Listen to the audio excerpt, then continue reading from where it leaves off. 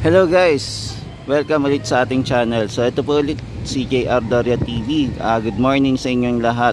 So panibagong update na naman tayo dito sa Pasig River Esplanade. So samahan niyo po ulit ako mag-ikot-ikot na naman dito sa Pasig River Esplanade ngayong July 9, 2025. So dito muna tayo mag-update. Dito po muna sa panibagong Esplanade na gagawin. Malapit po dito sa Ferry Station ng Loton.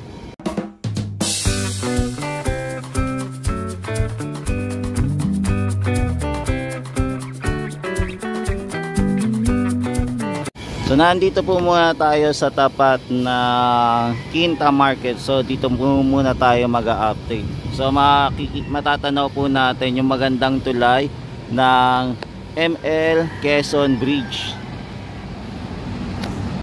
Yan, kung mapapansin nyo guys, etong ating mga pilote ay nalagyan na po ng pile cap po. So meron na po silang nailagay na pile caps para po sa precasting ng pile cap. Medyo mataas lang po ngayon yung tubig, kaya kung mapapansin nyo po, parang inabot po yung ating pile cap, no? Yung magsisilbing poste. Ayan, kumbaga alalay ng gagawin po natin na layout para po sa platform o boardwalk na gagawin po. Tapos ito na po yung ating footbridge. Yan, so nag-aabang pa rin po tayo kung kailan po ito magagawa yung footbridge. So for the meantime, wala po munang gumagawa, no? So hindi pa rin po nagagalaw itong footbridge na to. So abangan natin kung kailan po ito magagawa. Yan, tapos nandito naman po yung ating barge at sang ating crane. So ito po. Tapos dito naman po sa kabila, yan, no? Nagsisimula na din po pala silang bawasan itong mga pilote. Yan, silipin din natin dito sa taas po ng area ng Quezon Bridge naman. So silip-silip tayo kung ano yung matatanaw natin dito sa taas.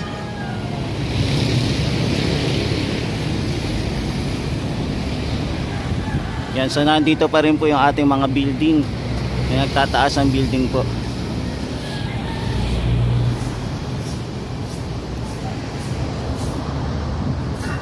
Yan, so nandito po tayo sa Maynila.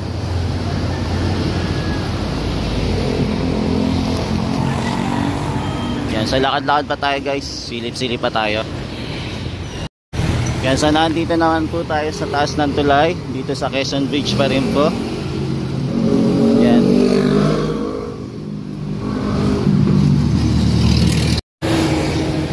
Yan, so nandito pa rin tayo sa taas ng Quezon Bridge. So ayan, mapapansin nyo na po natin itong mga pilote na nandito, yung dalawang barge na nandito din, at saka isang boat tug po. Tapos nakikita din po natin yung ating crane. For the meantime, hindi po muna nag-ooperate yung ating crane. Tapos ito po yung ating mga pilote pala, no? Ang bilis na ilatag na din po nila agad yung mga pilote natin. So nandito na ilang pilote na din po yung nailalatag nila. 2, 4, 6, 8, 10. Ayan, 1, 2, 3, 4. Opo, ayan, mga 10 na po na ilalatag nila. Tapos meron pa rin po silang ilalatag sa susunod. Tapos etong ating yung yung hammer, nandito lang naman po sa gilid. Ayan, so ito na po yung kaganapan ngayon, no? Ang bilis na na nila, na ibaon na po nila agad yung pilote, at naka-10 agad sila na pilote na nabaon dito sa Pasig River Esplanade. So tuloy-tuloy pa rin po ang ating project dito sa Pasig River Esplanade, no, para sa beautification ng Maynila. Ayan, kung mapapansin lang po natin, medyo marami pong water lily na napadpad po dito. Ayan, so nag-aantay pa rin tayo sa darating na time na sana po yung water lily ay mawala na po dito sa Ilog Pasig. So ito, nag-ooperate na po yung ating crane. Ayan, binabago niya na po ng posisyon.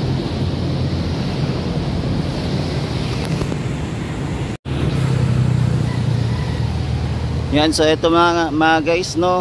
Ayan, ilang pilote na lang po yung ilalatag nila. Tapos abangan naman natin kung ano na naman po yung in-next nila, kung ano, saan na naman po sila maglalagay ulit ng panibago. Kasi ang susundan na po nila yung ilalim naman po ng tulay. Ayun naman po yung gagawin naman po nila, no. So ito na, so ongoing pa rin po yung mga pagtatrabaho nila dito. Grabe, pinapaspasan na po para po ma-meet po nila yung deadline. Kahit na po umuulan, ayan, may mga malakas na pag-ulan, ayan, tuloy-tuloy pa rin po ang kanilang pagtatrabaho dito sa Pasig River Esplanade, no, para matapos na po ito. So possible po ito, kailangan na din pong paspasan itong ating footbridge, kasi kung hindi po ito magagawa, ayan, so tatamaan po itong ating project dito para sa extension ng Arroceros Park. Ayan, so ganun po kabilis magtrabaho po ang ating national government, diba, sa tulong ng DSUD at saka siyempre sa utos ng DSUD na kailangan matapos agad itong project na to sa lalong madaling panahon para sa phase 4 po. Yan, so lipat naman po tayo ng area. Yan guys, so dito naman tayo sa kabilang area naman po ng Pasig River Esplanade pa rin project. So nandito naman po tayo sa area ng Arroceros Park. So ito po yung Arroceros Park po. Meron na din pong pilote na nailagay po dito. So ito po yung mga pilote na ilagay. So meron po din tayong dito, tugboat na naka-park din po muna malapit po dito sa pilote. Ayan, at saka po sa viewing deck. So nandito po sila. So ito po yung mga ating mga construction worker na masisipag na construction worker na tuloy-tuloy po ang pagtatrabaho dito sa Pasig River Esplanade. Ayan, medyo mataas lang po yung ating tubig ngayon. So ito, binabakbak na po nila unti-unti itong ating pilote. Ayan, binabawasan na po nila. So ito po yung ginagawa nila ngayon mga tropa kids. Ayan, sa tag na ayos na to, maglalagay naman po sila ng pile cap naman po para sa precasting naman po para sa pile caps. So ayun po yung parang magiging niya naman, poste para mailagay naman po natin yung ating layout para sa precasting naman po ng flooring. So ito po yung ganap ngayon. So ongoing pa rin, no. Ayan, tuloy-tuloy na po yung ating project dito. So aabangan pa naman natin kung ano naman po yung mga susunod na project dito. Ayan. At saka kung paano kaya sila makakapag-boost dito, no? Paano kaya sila magbo-boost dito mga tropa. Ayan, magugulat na lang tayo tapos na yung dito. Yung pagbubuhos, yung project. Ayan. So ang ganda. So unti-unti na natin nakikita yung ganda ng magiging outcome po ng Pasig River Esplanade pagka matapos po ito na aabot na po sa Arroceros Park. Kaya more support pa tayo sa ating government, lalo nakikita po ng ating national government na marami pong namamasyal dito sa project na ginawa nila, di ba? Mas marami pang namamasyal sa ginawa nilang project kaysa sa nagawa po na itong etong viewing deck lang po, no. Katulad nyo po, kung mapapansin nyo po yung isa doon, no, patay na patay, wala pong namamasyal kasi wala din pong negosyo. Tapos pagkadadaan pa po tayo doon, medyo masukal, may mga po kasi may mga nakatira din po doon. Yan, so ito muna yung latest update natin dito sa area ng Arroceros Park. Yan, so nandito naman tayo mga tropa is dito naman po sa MacArthur Bridge. So dito naman po tayo silip kung ano na po yung status ng Pasig River Esplanade na ginagawa. So tara, ikot naman tayo dito mga guys. Yan, so ito na po yung ating pilote na ginagawa. So halos lahat po naglagyan na po pala ng pile cap. Yun, no, halos lahat kompleto na. So nalagyan na po nila ng pile cap mga tropa kasi ito ginagawang Pasig River Esplanade.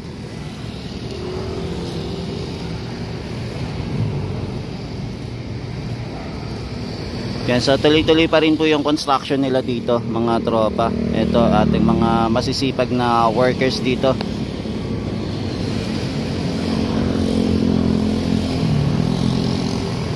Yan, so lumusong sila sa tubig ngayon. Mataas po ngayon yung tubig, no. Ayan, no.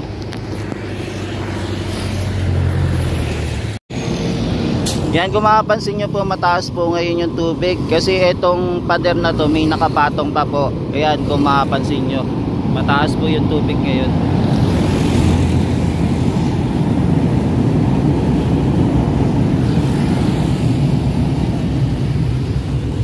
Yan, tapos nandito naman po tayo sa other side po ng ginagawang Pasig River Esplanade pa rin. So nandito po tayo malapit sa warehouse nila. So ito po, may inaayos-ayos po sila dito. Itong steel beam na ina-assemble po nila. Tapos may mapapansin po tayo na pang welding. Tapos nandito din po yung crane. Tapos may nakikita po tayong tent naman dito sa gilid. Ayan, may mga binubuhat-buhat din po sila, no, na gagamitin po para sa pag-welding. Tapos may napapansin din tayo mga bakal-bakal. Ayun, no, yung malalaking bakal, para saan kaya yan. So ito po muna yung ganap ngayon dito sa area, dito sa tambakan po ng mga gamit nila. Malapit po sa LRT1. Yan, LRT1. Yan, so ito muna yung quick update natin dito.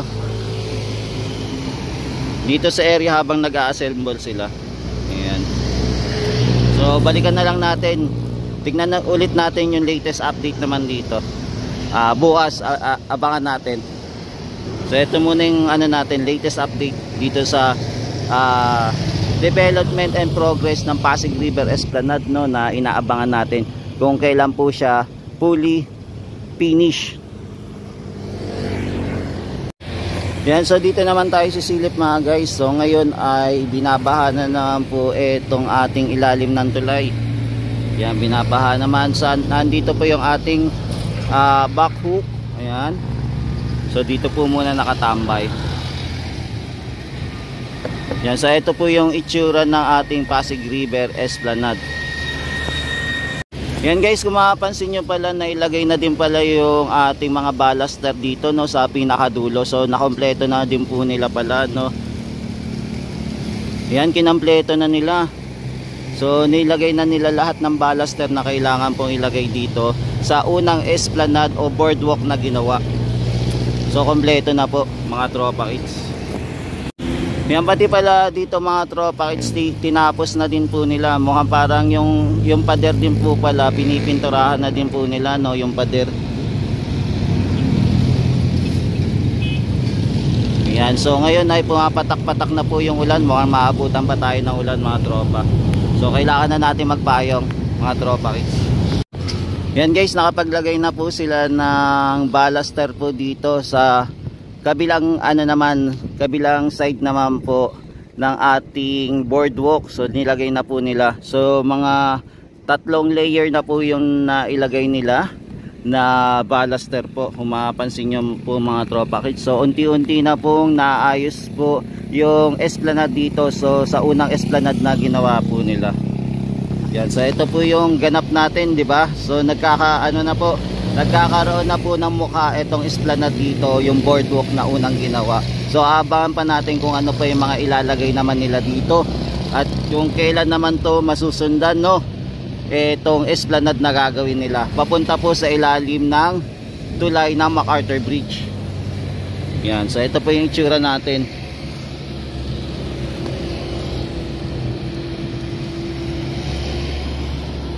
Yan, so ito po yung latest and progress dito sa Pasig River Esplanade. Malapit po dito sa Manila Central Post Office. Yan, malapit po. Yan, ito po yung Manila Central Post Office. Yan, so guys, ito muna yung latest update natin dito sa Pasig River Esplanade. Dito malapit po sa Manila Central Post Office. So balikan na lang po natin kung ano naman po yung mga kaganapan bukas. So update pa rin po natin, continuous pa rin yung pag-update natin kung ano yung latest and progress dito sa Pasig River Esplanade, na continuous pa rin at pinapahaba po hanggang umabot na po sa Arroceros Park Extension. So pagka nagawa po ito, ayan, madadagdagan naman po yung ating pag-iikot-ikot dito sa Pasig River Esplanade. Mahaba-haba na po yung ating iikutin. For the meantime, ito muna yung update natin mga tropa kids. Maraming salamat po. Ito po ulit si JR Doria TV na laging nag-update dito sa Pasig River Esplanade. Maraming salamat po, hanggang sa muli. Mahalin natin ang Pilipinas. Thank you po, and God bless sa lahat po ng supporter ni JR Doria TV. Thank you po.